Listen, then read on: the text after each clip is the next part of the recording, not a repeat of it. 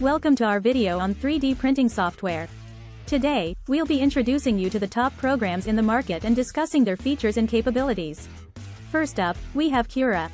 This open-source software is widely used by the 3D printing community, and offers a wide range of features such as the ability to slice and prepare models for printing, and the ability to customize and save profiles for specific 3D printers.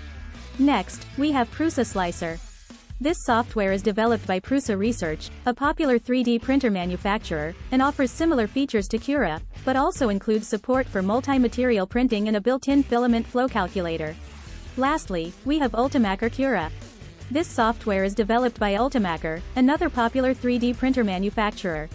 It offers a user-friendly interface, and allows for easy integration with popular slicing engines like Cura Engine and Slick 3R.